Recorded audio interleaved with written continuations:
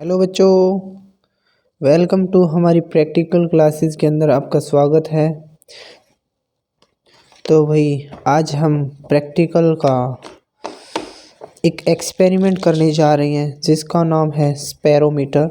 Spherometer क्या होता है? स्पेरोमीटर एक डिवाइस होता है जिसका यूज़ किया जाता है किसी भी थिकनेस ऑफ ए ग्लास, किसी भी ग्लास की थिकनेस को मेज़र किया जाता है, या फिर otherwise radius of a spherical mirror होता है उसकी रेडियस को फाइंड करने के लिए जिस इंस्ट्रूमेंट का प्रयोग किया जाता है उसका नाम होता है स्पेरोमीटर। स्पेरोमीटर से हम किसी भी स्पेरिकल मिरर की रेडियस को फाइंड कर सकते हैं, जिसका जर्नल फॉर्मूला होता है R is equal to L square divided by 6H plus H divided by 2। This is known as the general formula of a radius of a spherical mirror. ठीक है। अब प्यारे बच्चों, मैं आपको दिखा देता हूँ कि जो स्पेरोमीटर होता है वो किस प्रकार का होता है। देखो भाई, ये होता है एक स्पेरोमीटर। इस स्पेरोमीटर होता है, इसकी इमेज होती है ऐसी। इस स्पेरोमीटर के अंदर एक मेन स्केल होता है जो आपको दिखाई दे रहा है, इसको बोला जाता है मेन स्केल। ये स्केल हमेशा फिक्स होता है, ये स्केल हमेशा फिक्स होता है। उसके बाद होता है, इसके ऊपर रीडिंग होती हैं 0 से लेकर 10 तक। इसके ऊपर रीडिंग हमेशा 0 से 10 होती हैं, अपवर्ड डायरेक्शन में और डाउनवर्ड डायरेक्शन में। ठीक है। उसके बाद हम यहाँ पे लेते हैं एक दूसरा स्केल जिसका नाम होता है सर्कुलर स्केल। ये स्केल हमेशा वर्नियर स्केल बोल भी सकते हैं, या फिर ये इसको बोलते हैं सर्कुलर स्केल। ये हमेशा मूव करता है। ठीक है। इसके ऊपर रीडिंग होती हैं वो 0 से लेकर 100 तक होती हैं, जिसका मीन्स 100 टाइम्स के अकॉर्डिंग mm में काउंटेबल होता है। अब इसके नीचे एक स्क्रू होता है जो क्या करता है, उसकी वैल्यू को फाइंड करने में योगदान देता है। ठीक है। अब इसके अंदर 3 लेग्स होती हैं, 1 2 3 are the leg of a spherometer. और मोस्टली ज़्यादातर इसके अंदर यही पार्ट होते हैं स्पेरोमीटर के। 3 लेग्स होती हैं, एक होता है सर्कुलर स्केल, एक होता है मेन स्केल्स। ठीक है। और इसके साथ एक होता है स्क्रू। ठीक है, जिससे हम किसी भी स्पेरिकल जो मिरर होता है उसकी रेडियस को फाइंड कर सकते हैं। ठीक है। तो उसके लिए हम सबसे पहले इनकी रेडियस को काउंट करने के लिए आपको पहले पता होना चाहिए कि पिच क्या होता है और पिच क्या होता है। पिच के बाद हम क्या करते हैं, पिच के बाद हम उसका लिस्ट काउंट कैसे निकालते हैं उनके बारे में हम डिस्कस करने वाले हैं। तो उसके लिए हम कुछ ऑब्जर्वेशन को काउंटेबल करते हैं। लेट वी सपोज, आप मान लीजिए कि हमने यहाँ पे 0 शो किया। पहले हमने क्या किया, लेट वी सपोज आपने क्या किया, यहाँ पे 0 को शो कर दिया। अब 0 यहाँ पे आपको दिखाई दे रहा है कि यहाँ पे 0 है। अब ये 0 वैल्यू से अब हमने यहाँ से क्या किया, रीडिंग देखो यहाँ पे आपको नज़र आ रहा होगा बिल्कुल क्या हो रहा है, नीचे वाला कोइंसाइड कर रहा है। ठीक है। अब हमने क्या किया, अब हमने किसी के जैसे लेट वी सपोज हमने ये क्या लिया, एक स्पेरिकल मिरर लिया, इसके ऊपर रखा। ठीक है। इसके ऊपर रखा और तब तक हम इसको कोइंसाइड, जब तक हम रोटेट करते रहेंगे जब तक ये कोइंसाइड नीचे वाला स्क्रू है वो मिरर के साथ कोइंसाइड नहीं करेगा, तब तक हम रोटेट करेंगे। लेट वी सपोज कर लेते हैं, एक बार हम इसको लेट कर लेते हैं। इसके ऊपर हमने जैसे रोटेट किया तो जैसे 0 से स्टार्ट किया तो 0 पे हुआ, तो इसको बोलेंगे 1 रोटेशन। इसको क्या बोलेंगे, 1 रोटेशन। इसको क्या बोलेंगे, 1 रोटेशन। ठीक है। उसके बाद उसने फिर रोटेशन किया तो इसको बोलेंगे, हमने क्या बोला, सेकंड रोटेशंस। यहाँ पे सेकंड रोटेशन हो गया कंप्लीट। उसके बाद मान लो ये क्या होता है, थर्ड रोटेशन कंप्लीट। यहाँ पे थर्ड रोटेशन कंप्लीट हो जाता है। ठीक है। और इसी प्रकार हमने मान लो एक बार फिर रोटेट कर दिया, ठीक है, फिर रोटेट किया और रोटेट करने के बाद ये फिर यानी कि कितने पे आ गया, थोड़ा सा 1 के 0 से थोड़ा सा आगे चला गया, लेकिन 4 रोटेशन उसके कंप्लीट हो गए और एक 2 नंबर और आगे इंक्रीज हो गई। तो हम इसके के ऊपर रखा तो ये क्या हो गया, जैसे ही इसके साथ कोइंसाइड किया, इसने क्या किया, इसके साथ कोइंसाइड कर लिया, ठीक है। अब जैसे कोइंसाइड किया तो कहने का मीन्स क्या हुआ, इसने जितने नंबर ऑफ ए रोटेशंस लिए उसको हमने यहाँ पे लिख दिया, नंबर ऑफ ए रोटेशन कितने लिए, स्क्रू के 4, ठीक है। अब डिस्टेंस मूव बाय स्क्रू इन 4, उस स्क्रू ने डिस्टेंस कितना मूव किया, 4। कौन से स्क्रू ने, इस स्क्रू ने ऊपर और नीचे, देखो कितना था, 0 पे था, 0 से देखो कितने पे पहुंच चुका है, 0 1 2 3 और ये कितने पे पहुंच गया, 4 के ऊपर, आपको नज़र आ रहा है 4 के ऊपर ये पहुंच गया, ठीक है। अब इसका मतलब कितने, 4 रोटेशन लिए तो इसने 4 रोटेशन, डिस्टेंस मूव कितना किया, 4, तो कौन साइड रोटेशन के साथ किया तो 4 mm का, ठीक है। तो पिच ऑफ द स्क्रू निकालोगे तो D divided by number of screw, 4 divided by 4 यानी कि 1 mm। आप डायरेक्ट भी बोल सकते हो पिच ऑफ स्क्रू की कितनी होगी, one rotation 1 pitch, one screw होता है, ये कितने का होता है, 1 mm का होता है, तो ठीक है। तो इसका मीन्स उसने क्या किया, 1 mm is the pitch, 1 mm is the pitch. तो total number of a rotation of a circular scale n is equal to 100 होते हैं। तो लिस्ट काउंट निकालोगे तो 100 क्या होते हैं, ये इसके ऊपर नंबर होते हैं वो 100 टाइम होते हैं, ठीक है। इसका मीन्स क्या हो गया, लिस्ट काउंट निकालोगे, pitch divided by n, 1 divided by 100, इसका मीन्स 0.01 mm हो गया, ठीक है। तो प्यारे बच्चों उसके बाद हम क्या करते हैं, उसके बाद हम r is equal to put करते हैं, r is equal to L square divided by 6h plus में h डिवाइडेड बाई 2, L का मीन्स क्या होगा, the distance between 2 leg of a spherometer, कि ये जो स्पेरोमीटर है इनकी 2 लेग के बीच के डिस्टेंस को हम L बोलेंगे, और H is the perpendicular distance between the legs. अब लेग से इसने कितना परपेंडिकुलर डिस्टेंस क्या किया, कितना परपेंडिकुलर डिस्टेंस इंक्रीज किया, ठीक है, वो perpendicular distance between the legs, leg के बीच में से उसने कितना डिस्टेंस ट्रेवल किया, ठीक है। अब हम क्या करते हैं, एल निकाला तो हमने क्या किया, देखो इसके ऊपर हमने पंच कर दिया, देखो मैंने ऑलरेडी ये वाली पहले करके देखा हुआ है। अब हमने क्या किया, इसको पंच किया, ठीक है। अब जैसे हमने पंच किया तो यहाँ पे क्या हो रहा है, ये वाला देखो हमने यहाँ पे पंच किया तो सभी बच्चों को नज़र आ रहा होगा कि इसकी तीनों कॉर्नर, तीनों पॉइंट हैं वो यहाँ पे हमने थोड़ा सा प्रेस करेंगे। प्रेस करने के बाद एक वाले ए बी और सी माना, इनको हमने क्या किया, लाइन से मिला दिया, इसको लाइन से मिला दिया, इसको लाइन से मिला दिया, ताकि मैंने पहले इसलिए किया है ताकि टाइम वेस्ट न हो, ठीक है। अब A to B, B to C और A to या C to A, अब इनको ऐसे ऐड करोगे, इसकी वैल्यू को हमने मेज़र किया किसके द्वारा, यहाँ से लाइन को हम क्या करेंगे, इस पॉइंट से यहाँ तक, तो ये सेंटीमीटर में काउंट किया जाएगा, सेंटीमीटर में, तो टोटल हमारा आ गया 3.5 सेंटीमीटर, मल्टीप्लाई mm में कन्वर्ट करोगे तो 3.50 mm, ठीक है।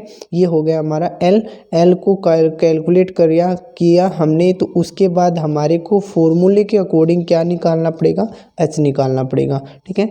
H निकालने के लिए हम क्या करते हैं, H निकालने के लिए हम एक ट्रू टेबल यूज़ करते हैं। उस ट्रू टेबल्स में हम क्या करते हैं, यहाँ पे हम ये सीरियल नंबर बनाते हैं, यहाँ पे वर्नियर स्केल की इन रीडिंग लेते हैं, इसको A मान लिया, और जो सर्कुलर स्केल है उसकी रीडिंग है वो इन mm में, उसको B मान लिया, total number of A count in mm में A प्लस B हो गया, ठीक है। तो पहली बार रीडिंग लेंगे तो 1, सेकेंड टाइम लेंगे तो 2 और थर्ड टाइम लेंगे तो 3, ठीक है। अब हम देखो क्या करते हैं, इनकी रीडिंग को करते हैं। तो देखो प्यारे बच्चों, आपको मैं बता दूं आपको मैं बता दूं कि देखो इसको हम मैच करवाते हैं। तो सबसे पहले ये क्या होता है, जैसे इसको हम इसके साथ मैच करवाते हैं। देखो हमने एक ज्योमेट्री बॉक्स, ये प्लेन सरफेस है, आप इसकी जगह ग्लास ले सकते हैं। अभी मेरे पास एक्चुअल में ग्लास स्लैब नहीं है, नहीं तो हम क्या लेना चाहिए हमारे को, ग्लास स्लैब, ठीक है। अब देखो हम इसको क्या करते हैं, यहाँ पे इसके साथ हम कोइंसाइड कराते हैं। और देखो ये वाला इसके साथ कोइंसाइड कर चुका है, ठीक है। 1 मिनट के लिए अब हम इसको थोड़ा सा इसके साथ कोइंसाइड कराते हैं। अभी कोइंसाइड करेगा,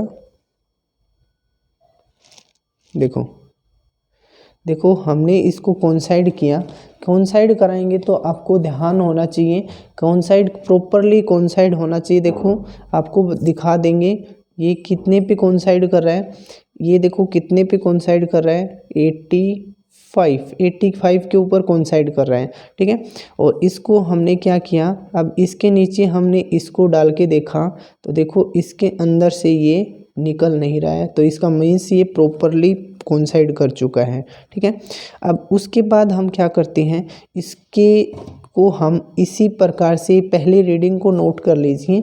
यहाँ पे कितना पे है, 85 है, 85 से हमने स्टार्ट किया है। फिर हम इसके ऊपर रखते हैं। अब देखो हमने इसके ऊपर रोटेट किया, अब हमने क्या किया, इसके ऊपर रखा। तो अब मैं देखो क्या कर देता हूँ, इसको हम यहाँ पे क्या करते हैं, देखो इसको हमने 85 था ना, अब 85 कहाँ पे है, 85, ठीक है। अब 85 यहाँ पे है, तो इसको हम घुमाते हैं और यहाँ से 85 है ना, यहाँ से 1 मिनट के लिए, हाँ सही है। अब देखो हम देखते हैं, घुमाया है हमने तो देखो अब ये इसके ऊपर कोइंसाइड कर गया, ठीक है।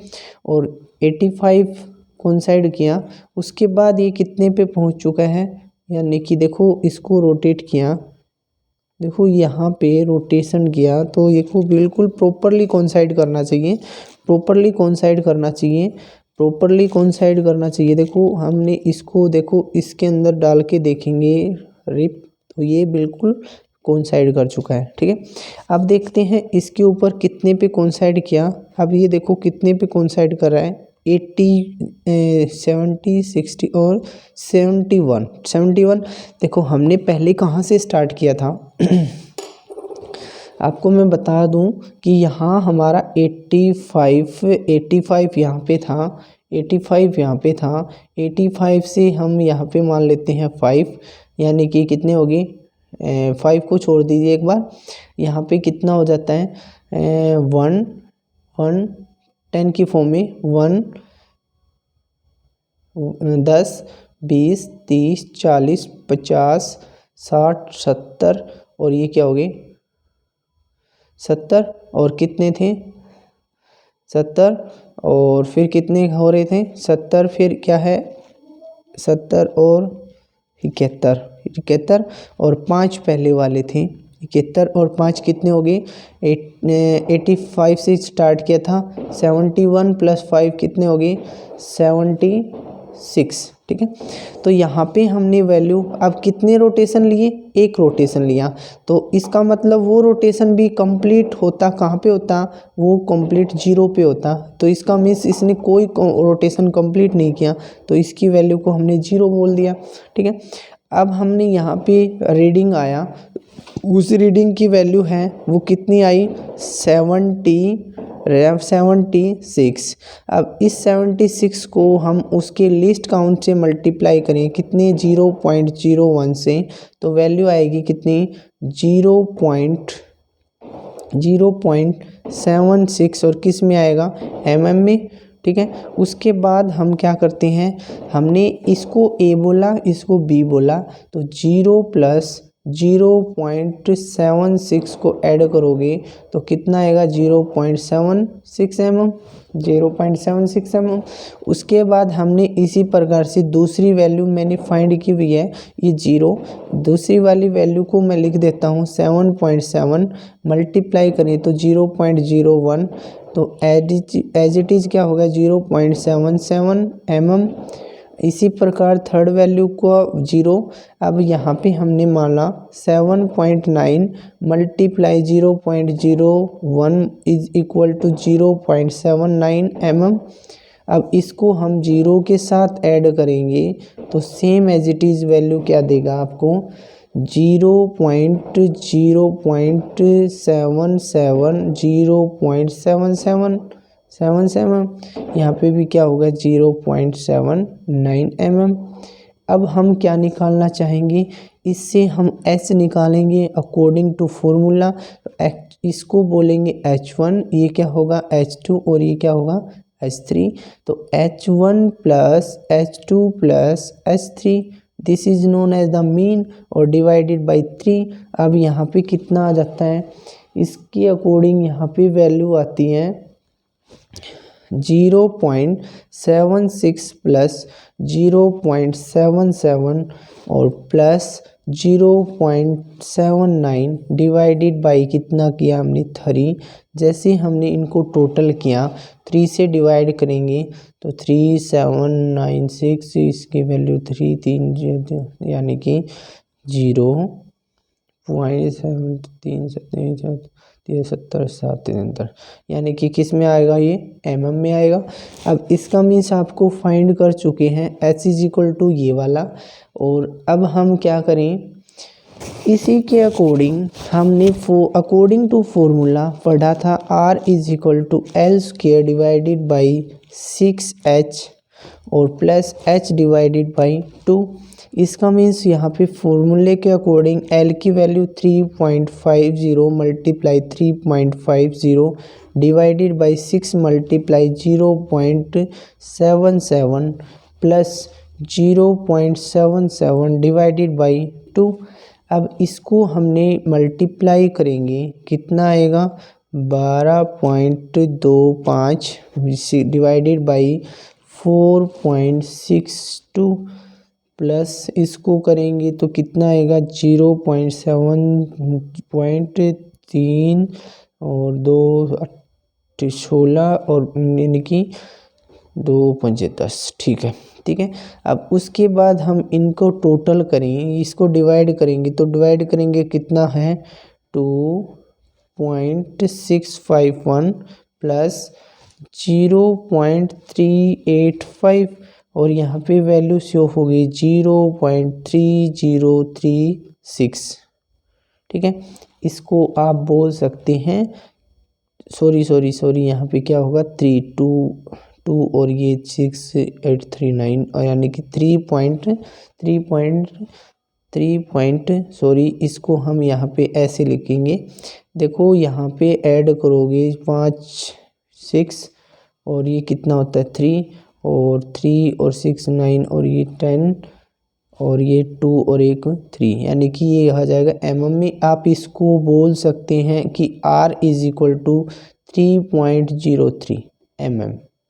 This is known as the correct value of a spherical. This is known as the correct value of a spherical. तो प्यारे बच्चों, अगर आपको अच्छा लगे हो तो आप नेक्स्ट वीडियो के लिए वेट करें। जल्दी से जल्दी आपको नेक्स्ट वीडियो मिलने वाली है। तो प्यारे बच्चों खुश रहिए। जय हिंद, जय भारत।